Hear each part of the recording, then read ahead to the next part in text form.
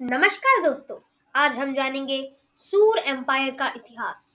एक ऐसा साम्राज्य जिसने मुगल एम्पायर को एक समय पर बिल्कुल खत्म ही कर दिया। एक ऐसा साम्राज्य जिसके एक शासक शेर शाह सूरी ने जीटी रोड बनवाया। तो फिर स्टार्ट करते हैं। इसकी कहानी स्टार्ट होती है फरीद खान से। जब फरीद खान छोटे ही थे, उस समय उन पर हमला कर दिया जाता है एक शेर द्वारा। ये वहां पर बहादुरी से उस शेर को मार डालते हैं और इससे उनका नाम पड़ता है शेर खान। शेर खान सबसे पहले इस सूर एम्पायर को स्टार्ट करते हैं जब ये बंगाल पे हमला बोल देते हैं, और बंगाल की जो टेरिटरी है वो आज का वेस्ट बंगाल, बांग्लादेश, बिहार और झारखंड वाला एरिया, इस पूरे पे वो अपना कब्जा जमा लेते हैं। और जब ये यहाँ पर कब्जा जमाते हैं तो ये अपने आप को उपाधि देते हैं शाह की, और तब से ही इनका नाम पड़ता है शेर शाह सूरी। शेर शाह सूरी फिर लड़ते हैं मुगलों से, और मुगलों से ये एक बार नहीं, दो दो बार जीतते हैं। पहली बार बिहार के चौसा में, जहां पर हुमायूं भागकर अपनी जान बचा लेता है, और दूसरी बार कन्नौज में। कन्नौज में भी हुमायूं बहुत ही बुरी तरीके से परास्त हो जाता है और उसे भागना पड़ जाता है सिंध। लेकिन शेर शाह सूरी सिर्फ और सिर्फ एक्सपेंशन पे ही नहीं ध्यान देते थे।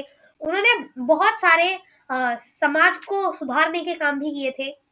जैसे कि जो रुपया हम यूज करते हैं, सबसे पहले उन्होंने ही रुपया बनाया था। इसके अलावा जीटी रोड, जिसे हम ग्रैंड ट्रंक रोड बोलते हैं, वो भी उन्होंने ही बनवाई थी। और यहाँ पर ट्रैवलर्स जो घूमते थे उनके लिए जीटी रोड के आसपास, और जो इन्होंने बाकी रोड बनवाई थी उनके आसपास सराइज बनवाई। ये होटल्स टाइप का काम करते थे, जिसमें उन्हें रहने का जगह मिल जाती थी, खाने पीने का। ये सब इनके लिए सराइज इन्होंने बनवाई। साथ ही में जो हम डाक डाक में भी इन्होंने एक बहुत ही इम्पोर्टेंट रोल प्ले किया। जैसे कि डाक यानी कि पोस्ट, हम किसी को चिट्ठी भिजवाते हैं तो फिर उसके लिए उस समय पैदल लोग जाते थे, तो फिर घोड़े वाला डाक उन्होंने बनवाया। साथ ही में उन्होंने एक और जो काम किया वो ये था, जितनी अच्छी फसल होगी किसानों की, उतना ही उस पर टैक्स लगेगा। यानी कि अगर आपकी फसल अच्छी नहीं होती है तो फिर आपको टैक्स नहीं देना पड़ेगा। यहाँ पर किसानों को ये एक फायदा होता था। लेकिन इनका भी जीवन ज्यादा चला नहीं।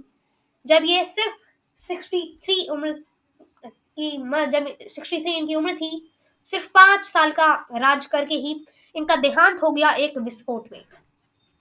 अगर इनकी आयु थोड़ी सी और बड़ी होती तो हो सकता था कि मुगल एम्पायर उसके बाद वापस दिल्ली पर कब्जा कर नहीं पाता। लेकिन जब इनका देहांत हुआ उसके बाद से ही सूर एम्पायर डिक्लाइन कर गया।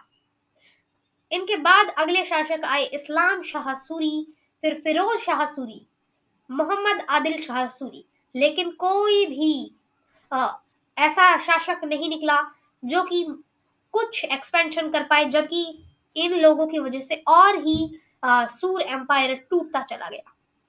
इनके बाद इब्राहिम शाह सूरी आए, और फिर आए सिकंदर शाह सूरी। सिकंदर शाह सूरी का एक युद्ध हुआ हुमायूं के साथ सिरहंद में, लेकिन यहाँ पर भी सूर एम्पायर हार गया, जिससे हुमायूं ने अपनी गद्दी वापस प्राप्त कर ली। फिर आए आदिल शाह सूरी, और इन्हें बिहार के एक व्यक्ति जिसका नाम था बहादुर शाह, उसने मार डाला।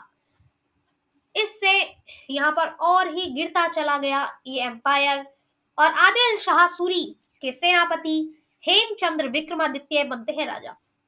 ये हेमचंद्र विक्रमादित्य दिल्ली के आखिरी हिंदू शासक थे, बाकी सब मुगल या मुस्लिम शासक रहे हैं। इसके इनके बाद इनका नाम हेमू भी बोला जाता है, लेकिन इनका भी ज्यादा समय शासनकाल नहीं चलता, सिर्फ 1 महीना ही चलता है।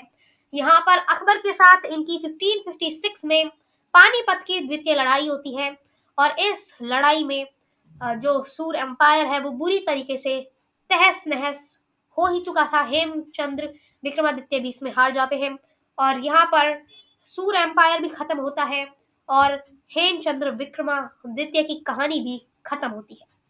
तो आज के लिए बस इतना ही। अभी आप जाकर देख सकते हैं हमारी मुगलों की वीडियो, जिसमें हमने बताया था कि मुगल कैसे आए और फिर उनका शासनकाल कैसे चला, उन्होंने क्या अच्छी चीजें की, क्या उनमें सुधार किया। अभी आप उसकी वीडियो जाकर देख सकते हैं। तो आज के लिए बस इतना ही। धन्यवाद।